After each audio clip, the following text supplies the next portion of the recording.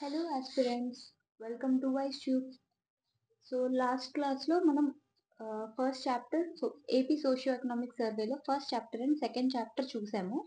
So ఈ క్లాస్లో మనం థర్డ్ అండ్ ఫోర్త్ చాప్టర్ చూద్దాము. ఎందుకంటే third chapter and fourth chapter చాలా చిన్న చాప్టర్స్, ఇవి వన్ సెషన్లో అయిపోతాయి. So without any delay let's get into the session.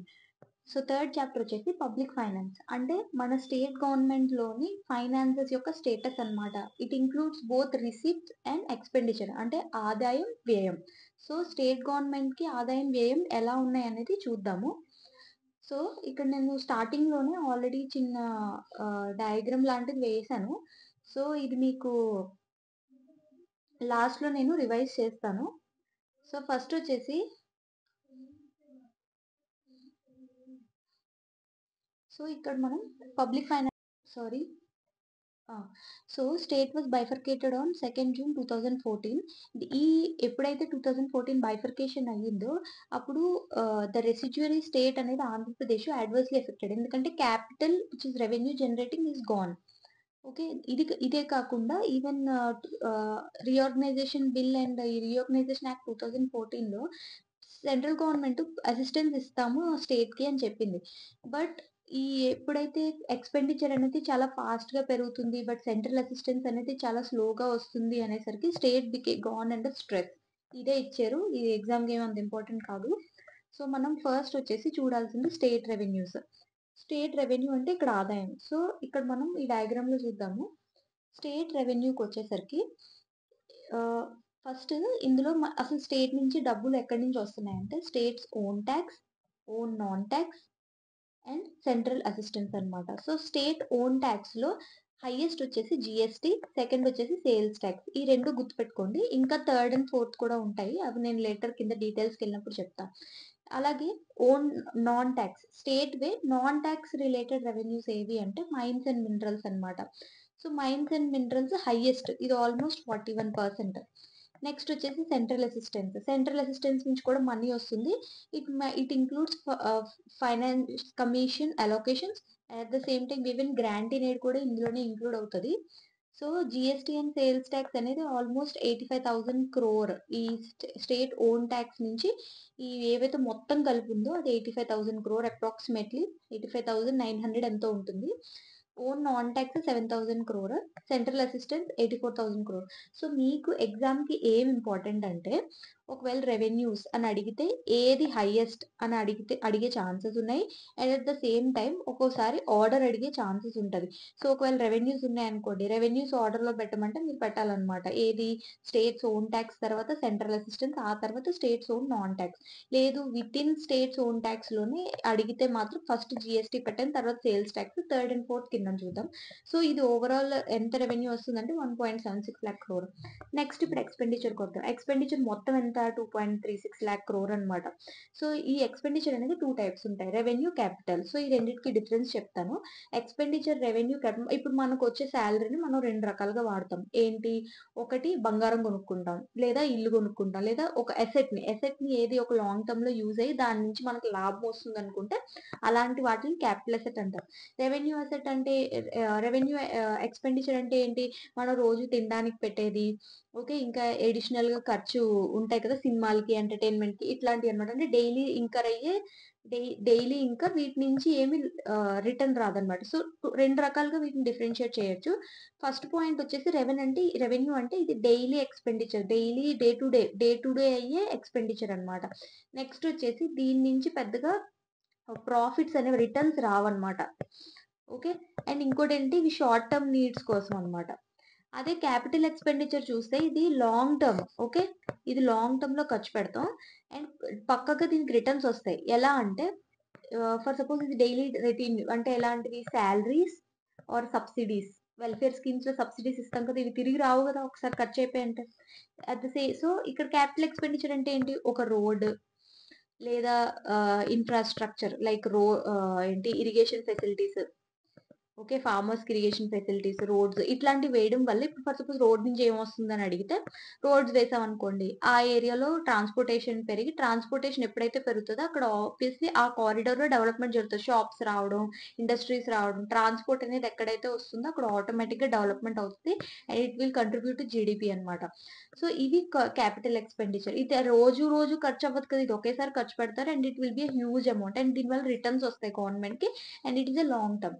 So, కానీ మన ఆంధ్రాలో ఏమవుతుందంటే రెవెన్యూ ఎక్స్‌పెండిచర్ అనేది 2.2 లాక్ క్రోర్. అదే క్యాపిటల్ ఎక్స్‌పెండిచర్ అయితే అంటే ఏంటి ఎక్కువ రిటర్న్స్ రాలేని లాంటి ఎక్స్‌పెండిచర్ ఎక్కువుంది. క్యాపిటల్ ఎక్స్‌పెండిచర్ అనేది జస్ట్ 3,000 క్రోర్ మాత్రమే. నెక్స్ట్ డెబ్ట్ రీపేమెంట్. అప్పు చేసింది ఆల్రెడీ దాన్ని రీపే చేసుకుంటాం కదా! అక్కడ కొంత ఎక్స్‌పెండిచర్ అవుతుంది. 17,000 crore. Loans and means advance అంటే మనం ఆల్రెడీ లోన్ ఇస్తాం కదా! అది ఆ ఎక్స్‌పెండిచర్ అన్నమాట. సో, ఇక్కడ రెవెన్యూను, ఎక్స్‌పెండిచర్. రెవెన్యూ ఏమో తక్కువుంది. కానీ ఎక్స్‌పెండిచర్ ఎక్కువుంది. మరి ఈ గ్యాప్‌ని ఏమంటారు? ఓకే. ఫిస్కల్ డెఫిసిట్ అంటారు. ఈ ఫిజికల్ డెఫిసిట్‌ను పూరించడానికి మనం ఏదైతే అప్పు తీసుకుంటామో దాన్ని పబ్లిక్ డెబ్ట్ అంటాం. ఓకే. మనం ఇప్పుడు మన ఇంట్లో కూడా ఖర్చులు అంతే కదా! ఎక్స్‌పెండిచర్ వచ్చిన ఆదాయం కన్నా ఎక్స్‌పెండిచర్ ఎక్కువ ఉంటుందనుకుంటే మనం కొంత అప్పు తీసుకుంటాం. సో, ఇప్పటిదాకా మనం లాస్ట్ ఫ్యూ ఇయర్స్ తీసుకున్న అప్పు ఎంత అంటే 4.9 లాక్ క్రోర్ అన్నమాట. చాలా ఎక్కువుంది. సో, ఫిజికల్ డెఫిసిట్ ఎంత అంటే ఇది just 62,000 crore. Okay.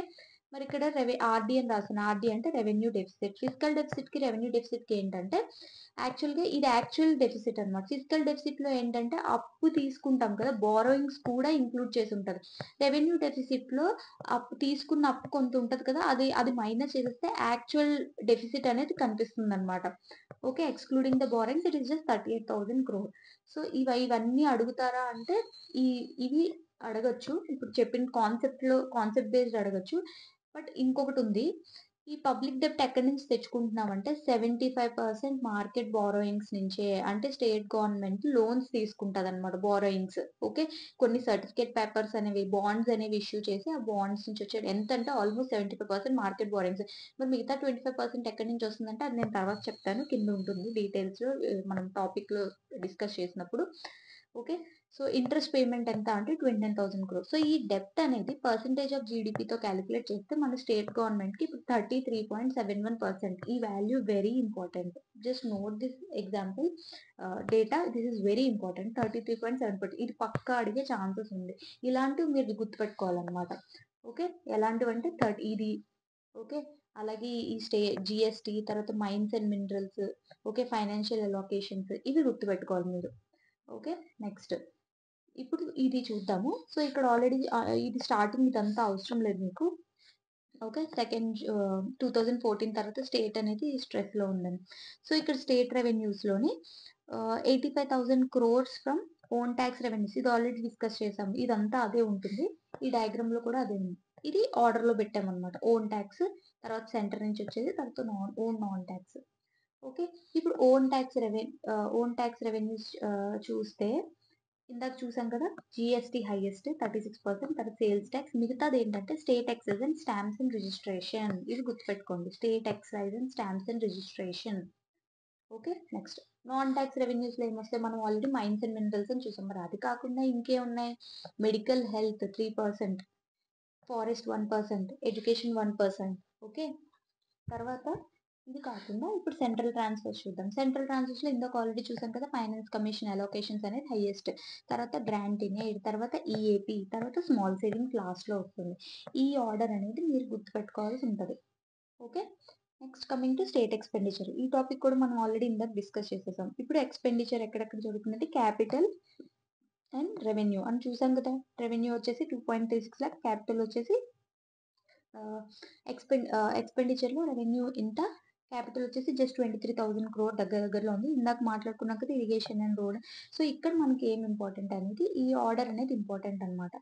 ఎక్స్‌పెండిచర్‌లో first revenue, capital expenditure ఆ తర్వాత పబ్లిక్ డెబ్ట్‌కి ఎక్కువ అవుతుంది. ఓకే. ఇది గుర్తుపెట్టుకోండి. ఇక్కడ చూసుకున్నాం కదా! రెవెన్యూ అంటే వెల్‌ఫేర్ స్కీమ్స్ కోసం ఖర్చు పెట్టేది. క్యాపిటల్ ఎక్స్‌పెండిచర్ అంటే ఇరిగేషన్, రోడ్స్, ఇన్‌ఫ్రాస్ట్రక్చర్ రిలేటెడ్ అన్నమాట. Next debts and interest payments. ఈ డెబ్ట్స్ అండ్ ఇంట్రెస్ట్ పేమెంట్స్‌కొచ్చేసరికి అసలు స్టేట్ డెబ్ట్ అనేది ఏమేమి ఇంక్లూడ్ అవుతాయి? అసలు స్టేట్‌కి అప్పు ఎక్కడ క్రియేట్ అవుతుందంటే ఒకటి ఇంటర్నల్ అంటే మన ఇండియాలోనే తీసుకోవడం. అంటే ప్రైవేట్ సెక్టార్ వాళ్ళు ఇవ్వచ్చు స్టేట్‌కి లోన్స్, లేదా బ్యాంక్స్ అనేవి కూడా లోన్స్ ఇవ్వచ్చు. Next external. యాక్చువల్‌గా కాన్స్టిట్యూషన్‌లో అయితే ఒక స్టేట్ గవర్నమెంట్ ఎక్స్టర్నల్‌గా డైరెక్ట్‌గా లోన్ తీసుకోలేదు. సో, ఏం చేస్తదంటే సెంట్రల్ అసిస్టెన్స్ ద్వారా ఎక్స్టర్నల్ లోన్ తీసుకుంటది. ఎక్కడి నుంచి అంటే ఇంటర్నేషనల్ ఇన్‌స్టిట్యూషన్స్. ఎలాంటి financial institutions like world bank and Asian development bank. Okay. Next contingent liabilities అంటే ఆల్రెడీ ఏదైనా ఎమర్జెన్సీ సిట్యుయేషన్‌లో మనీ తీసుకొని అవి లయబిలిటీస్ కింద ఉండిపోతాయన్నమాట. అవి కూడా డెబ్ట్ కింద వస్తాయన్నమాట. నెక్స్ట్ పబ్లిక్ అకౌంట్ అని ఉంటుంది. పబ్లిక్ అకౌంట్ అంటే ఏం లేదు. గవర్నమెంట్ కూడా కొన్ని స్కీమ్స్ రన్ చేసి ఆ వచ్చిన ఇంట్రెస్ట్‌ని సేవింగ్స్ స్కీమ్స్ లాంటివి ఆ ఇంట్రెస్ట్ అనేది పే చేస్తదన్నమాట. జస్ట్ లైక్ బ్యాంక్ లాగా పనిచేయడం అన్నమాట. For example provident fund, small savings fund, reserve fund. ఇవి జస్ట్ సేవ్ చేసుకొని ఇందులో వచ్చే ఇంట్రెస్ట్‌ని పబ్లిక్ ఇస్తది. కానీ ఎప్పటికైనా ఇది లయబిలిటీయే కదా! తిరిగిచ్చేయాలి కదా! సో, అది ఎంత అంటే 4,000 క్రోర్ అన్నమాట. సో, ఇది స్టేట్ డెబ్ట్ కింద ఇవన్నీ వస్తాయన్నమాట. ఓకే. సో, నెక్స్ట్ వచ్చేసి మనం చూసుకుంటే ఇందాక చూసుకున్నాం కదా! ఎక్కడ ఈ పబ్లిక్ డెబ్ట్ అనేది పే చేస్తున్నామంటే మార్కెట్ లోన్స్ 75% మార్కెట్ లోన్స్. మిగతావి అదర్స్ కింద వస్తది. తర్వాత సెంట్రల్ నుంచి లోన్స్ తెచ్చుకుంటది. తర్వాత ప్రావిడెంట్ ఫండ్ ఈ పైన ఉన్నాయి కదా! ఇది కూడా ఈ బ ఈ ఈ మనీ కూడాను అది డెబ్ట్ కింద వస్తుందన్నమాట. ఓకే. ఇవి ఈక్వల్ అన్నమాట. Central loans, provident fund. లాస్ట్‌లో వచ్చేసి స్మాల్ సేవింగ్ స్కీమ్స్ లోన్స్. ఇందాక ఆల్రెడీ చూసాం fiscal deficit 62,000 crore and revenue deficit అనేది 38,000 క్రోర్. ఓకే. సో, ఇది ఇందులో మేజర్‌గా మీరు ఇంపార్టెంట్ నోట్ చేసుకోవాల్సింది ఆల్రెడీ చెప్పాను కదా! ఏది హైయెస్ట్ అనేది చూసుకోవాలి. ఈ 33.71% గుర్తుపెట్టుకోండి. ఇంకా ఈ ఆర్డర్ అనేది మీరు గుర్తుపెట్టుకుంటే చాలు ఈ టాపిక్‌లో. ఇంతకు మించి ఇందులో ఈ టాపిక్‌లో పెద్దగా ఏం లేదు. ఓకే. సో, మనం మరి నెక్స్ట్ చాప్టర్‌కి వెళ్ళిపోదామా? సో, నెక్స్ట్ చాప్టర్ వచ్చేసరికి prices, wages and public distribution. So, ఈ చాప్టర్‌లో ఏంటి అంటే మన స్టేట్‌లోని ఇన్‌ఫ్లేషన్ ఎట్లుంది? దాని గ్రోత్ రేట్ ఎట్లుంది? వేజెస్ ఎలా ఉన్నాయి? పెరుగుతున్నాయా? తగ్గుతున్నాయా? పీడీఎస్ అంటే పీడీఎస్ సిస్టమ్ మీకు ఆల్రెడీ తెలుసు కదా! రేషన్ వస్తుంది కదా! దాన్ని పీడీఎస్ సిస్టమ్ అంటారు. అదొక పెద్ద చైన్ ఉంటుంది. ఆ చైన్ అనేది మీకు తర్వాత డిస్కస్ చేస్తాను. సో, ఫస్ట్ టాపిక్‌కెళ్ళిపోతే ప్రైజెస్ జనరల్‌గా ఎట్లా డిటర్మైన్ అవుతదంటే డిమాండ్ అండ్ సప్లై బేసిస్ మీద ప్రైజెస్ అనేది డిటర్మైన్ అవుతాయన్నమాట. సో, దీన్ని పీరియాడికల్‌గా మానిటర్ చేసుకోవడం చాలా ఇంపార్టెంట్. ఎందుకు మానిటర్ చేసుకోవాలి అంటే ఆబ్వియస్‌లీ సడెన్ ప్రైస్ రైజ్ అయిపోతే వల్నరబుల్ సెక్షన్స్ అనేవి షాక్స్‌కి గురయ్యి వాళ్ళు చాలా ఏంటి ఆహ్, వాళ్ళు చాలా ఇదికి గురవుతారనమాట. సో, అందుకని వాళ్ళని ప్రొటెక్ట్ చేయడం కోసం ఈ పీరియాడికల్‌గా ప్రైజెస్ మానిటర్ చేసి వాటిని మోడరేట్ చేయడం కోసం ట్రై చేస్తుందనమాట. ఓకే. సో, నేషనల్ లెవెల్‌లో ఈ ప్రైస్ మానిటరింగ్ అనేది మరి ఎవరు చూసుకుంటారంటే ఇక్కడ ఒకటి గుర్తుపెట్టుకోండి.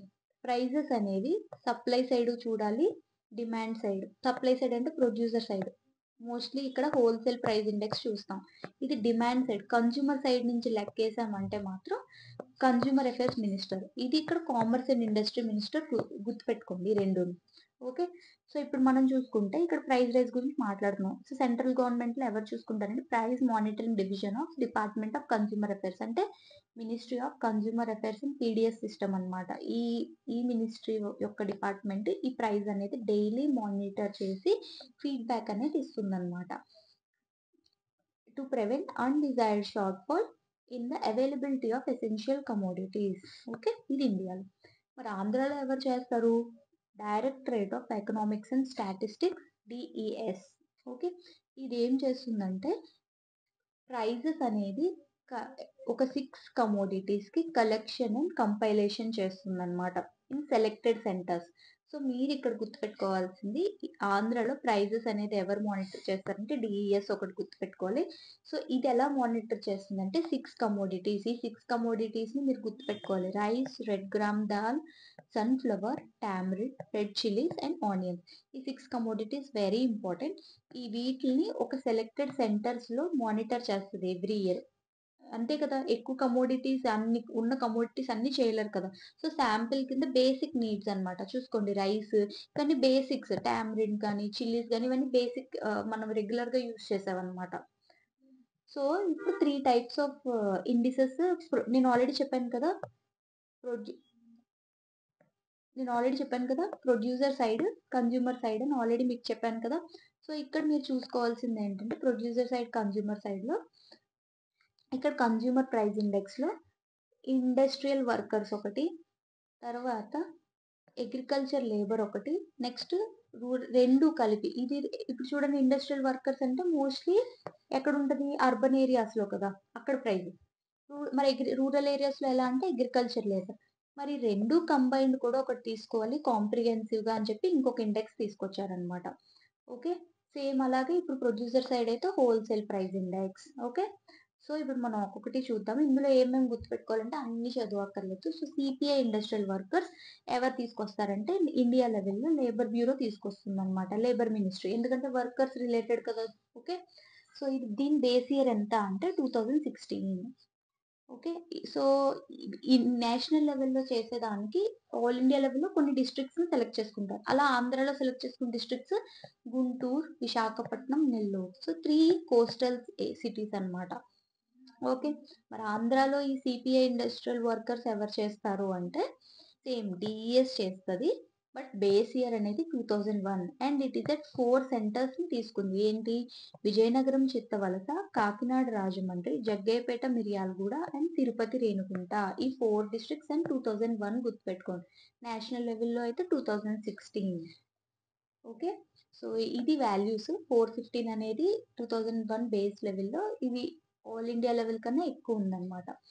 నెక్స్ట్ వచ్చేసి అగ్రికల్చర్ లేబర్. అగ్రికల్చర్ లేబర్ లో సిపిఐ లెవెల్ చూడండి, 1986 అప్పుడుదే ఉందన్నమాట. ఇది ఎవరు చేస్తారంటే ఇది కూడా labour bureau, Shimla. Okay, so దీని వాల్యూ చూడండి చాలా ఎక్కువ ఉంది, 1414.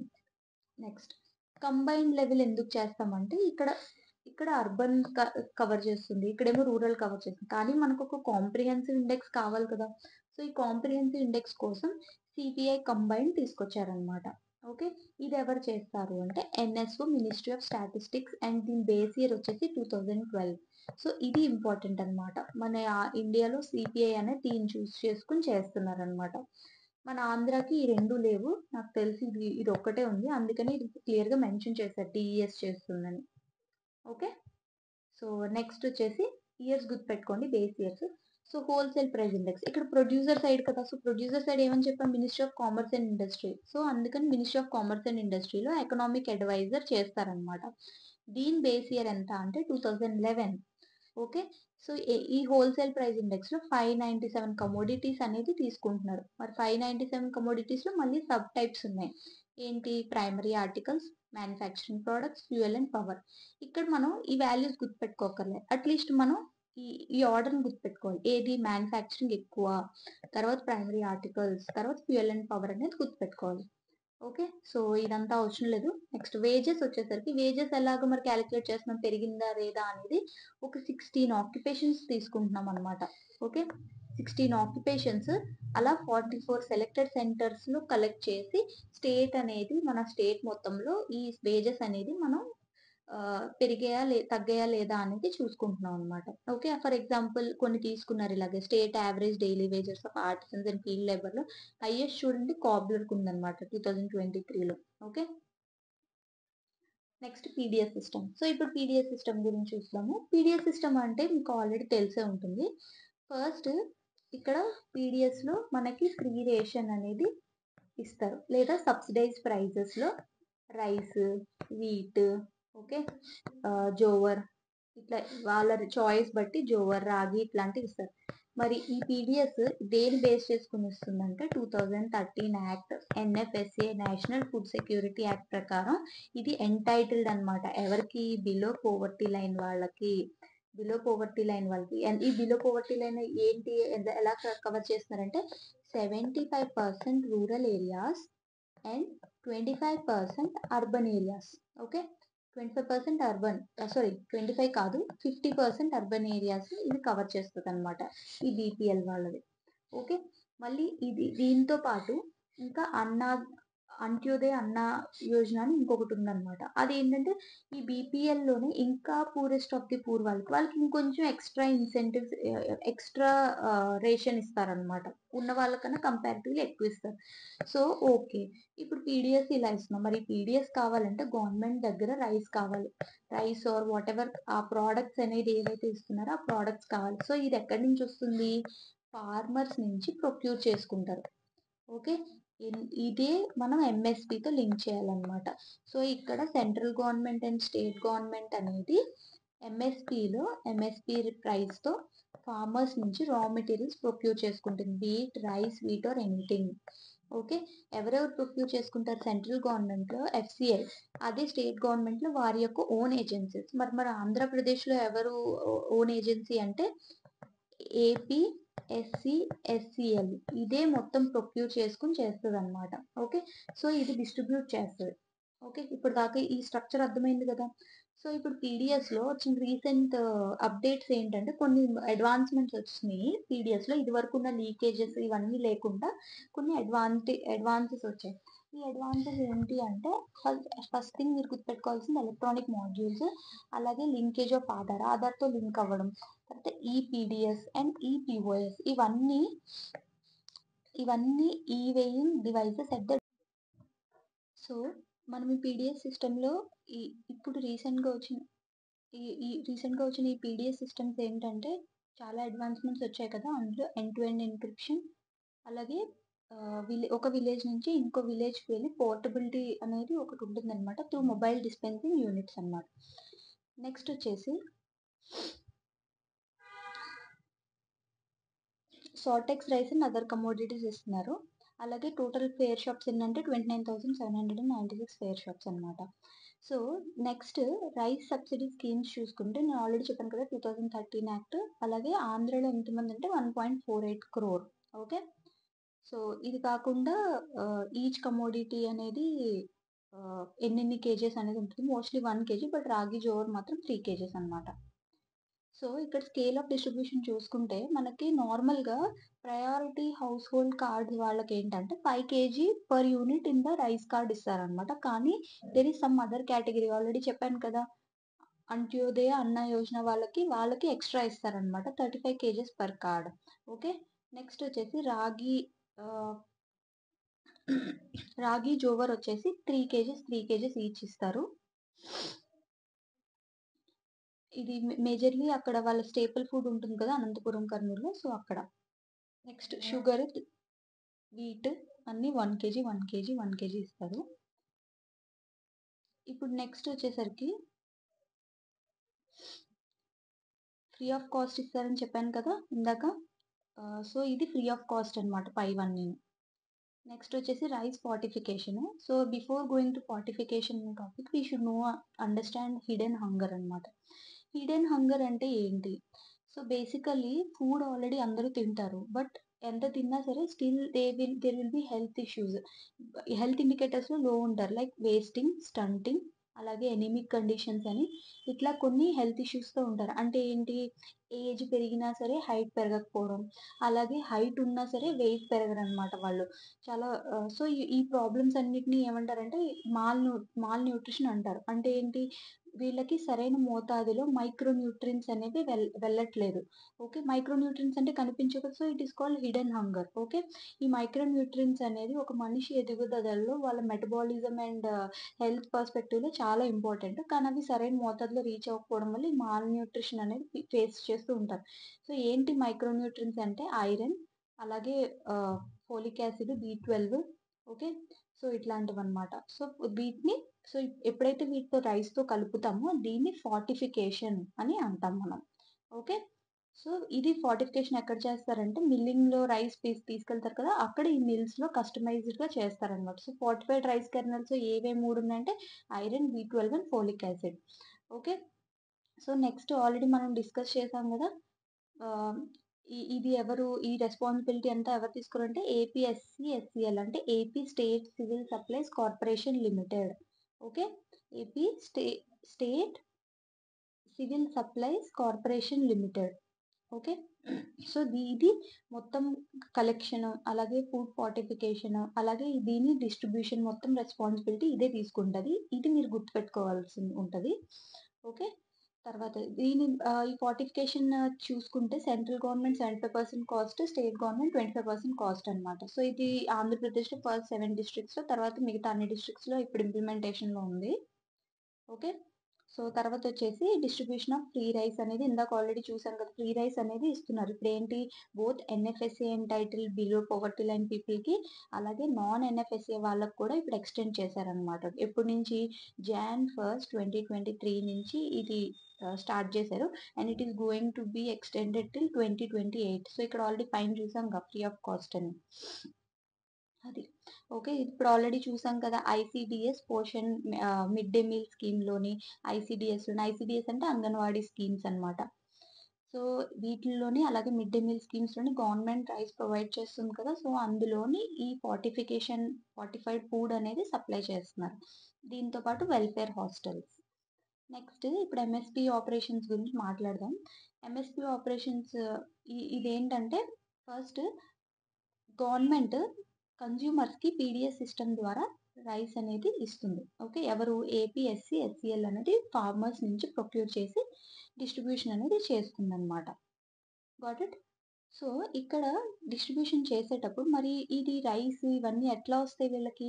సో, ఆర్‌బీకే కేంద్రాస్ దగ్గరికి ఫార్మర్స్ వెళ్లి రిజిస్టర్ చేసుకుంటారనమాట. ఫస్ట్ ఆర్‌బీకేస్ అంటే రైతు భరోసా కేంద్రాస్ అన్ని డిస్ట్రిక్ట్స్‌లో ఉన్నాయి కదా! అక్కడ ఫార్మర్స్ రిజిస్టర్ చేసుకుంటారు. అక్కడ అగ్రికల్చర్ అసిస్టెంట్స్ ఉంటారు కదా! వాళ్ళేంటంటే ఫార్మర్‌కి ఒక కూపన్ కోడ్ ఇస్తారు. ఆ కూపన్ కోడ్ మీద ఆ స్టాఫ్ అనేవాళ్ళు ఎప్పుడు వెళ్లి కలెక్ట్ చేసుకుంటారు, ఎంత కలెక్ట్ చేసుకుంటారు అన్నీ ఆ కూపన్ కోడ్‌లో రాసుంటాయి. సో, ఆ ఫార్మర్ పట్టుకొని ఎళ్ళిపోతారు. సో, ఆ పర్టిక్యులర్ టైమ్‌లో ఇప్పుడు ఫార్మర్ ఫీల్డ్‌కెళ్ళి ఆ పర్టిక్యులర్ డేట్‌న వాళ్ళు కలెక్ట్ చేసుకుంటారనమాట. కలెక్ట్ చేసుకున్నది ఇప్పుడు ఎఫ్ఏక్యూ నార్మ్స్‌లో ఉందా? లేదా? అనేది చెక్ చేస్తారు. ఒకవేళ ఎఫ్ఏక్యూ నార్మ్స్‌లో లేకపోతే దీన్ని మళ్ళీ రీషెడ్యూల్ చేస్తారు. అంతేగాని క్యాన్సిల్ చేయరు. రీషెడ్యూల్ చేసి ఆ ఫార్మర్‌కి సజెషన్స్ ఇస్తారనమాట. ఆ క్వాలిటీ ఎలా ఇంప్రూవ్ చేయాలి అని చెప్పి. ఆ సజెషన్స్ ఇచ్చిన తర్వాత ఎఫ్ఏక్యూ నార్మ్స్ వచ్చిన తర్వాత మళ్ళీ రీషెడ్యూల్ చేసి దాన్ని కలెక్ట్ చేసుకుంటారనమాట. సో, ఇక్కడ టైమ్ ఇంపార్టెంట్.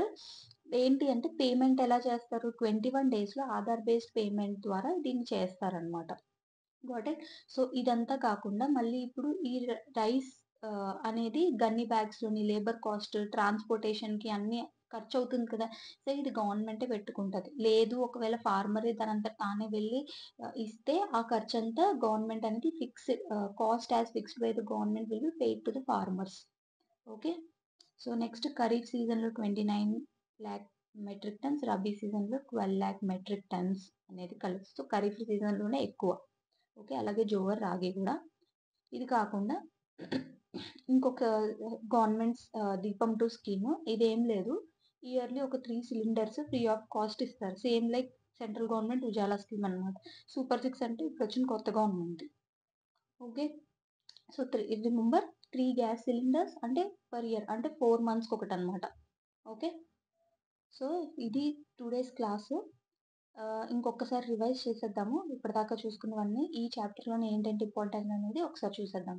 సో, ఏంటి అంటే ఇక్కడ మీరు చూసుకోవాల్సింది సెంట్రల్ గవర్నమెంట్‌లో సీఏపీడీఎస్ అనేది మానిటర్ చేస్తది. స్టేట్ గవర్నమెంట్‌లో డీఈఎస్. అండ్ ఈ 6 ఇంగ్రీడియెంట్స్ అనేవి ప్రొడక్ట్స్ అనేవి important. And central government districts అలాగే ఏపీ చేసిన దాంట్లో ఆ 4 సెంటర్స్ ఏంటి? దాని base year. Okay. Department of economic statistics ఇవన్నీ చాలా ఇంపార్టెంట్. ఇది కాకుండా దీని base year important. Agriculture labour, CPI agriculture labour and combined అయితే 2012. ఓకే. సో, ఇది ఇంకా ఎన్ఎస్ఓ ఇంపార్టెంట్. ఎందుకంటే కంబైన్డ్ యూజ్ చేసి మనం సీపీఐ అనేది కాలిక్యులేట్ చేస్తున్నాం ఇండియన్ వైస్‌లో. ఓకే. సో, ఇది లేబర్ బ్యూరో. ఈ 2 labour bureau. Okay. So, combined మాత్రం ఎన్ఎస్ఓ. నెక్స్ట్ వచ్చేసి హోల్‌సేల్ ప్రైస్ ఇండెక్స్ చూసాం కదా! Ministry of commerce and industry 2011 base ఇయర్‌తో చేస్తారు. 697 commodities and in 3 categories. Okay. ఈ ఆర్డర్ అనేది గుర్తుపెట్టుకోండి. వేజెస్ 16 ఆక్యుపేషన్స్ అనేది గుర్తుపెట్టుకోండి. నెక్స్ట్ పీడీఎస్ సిస్టమ్ ఆల్రెడీ చూసాం కదా! ఈ పీడీఎస్ సిస్టమ్‌లో మోడర్నైజ్ ఎలా అయింది? అలాగే 35 కేజీస్ ఫర్ స్పెషల్ కేటగరీ ఏదైతే అంత్యోదయ యోజన వాళ్ళు ఉన్నారో రెస్పాన్సిబిలిటీ ఎవరిది? ఏపీ, ఎస్సీ, ఎస్సీఎల్‌ది. ఓకే. ఇయర్ ఎంత వరకు ఫ్రీ రేషన్ అనేది డిస్ట్రిబ్యూట్ చేస్తున్నారో. ఓకే. ఇది కాకుండా మళ్ళీ ఈ మొత్తం ఎంఎస్‌పీ ఆపరేషన్స్‌లో ఈ డేట్ అనేది ఇంపార్టెంట్. 21 డేస్‌లో ఆధార్ బేస్డ్ పేమెంట్ చేసేస్తారని. తర్వాత దీపం 2 స్కీమ్ అంటే ఏంటి అనేది చూసుకోండి. ఓకేనా? So, 3 gas cylinders per year అన్నమాట. So, I hope you like this session. If you really like this session, like, share and subscribe. ఈ సెషన్ అనేది మీకు వాల్యూ అడిషన్ చేసిందనే అనుకుంటున్నాను. If you really think that నేను ఈ వీడియోలో చాలా బాగా కొంచెం నేర్చుకున్నాను అని మీకు గాని అనిపిస్తే మాత్రం please like the video and subscribe to my channel. Video చూసి వదిలేయకండి, సబ్స్క్రైబ్ చేయండి అండ్ సపోర్ట్ మీ. ఓకే.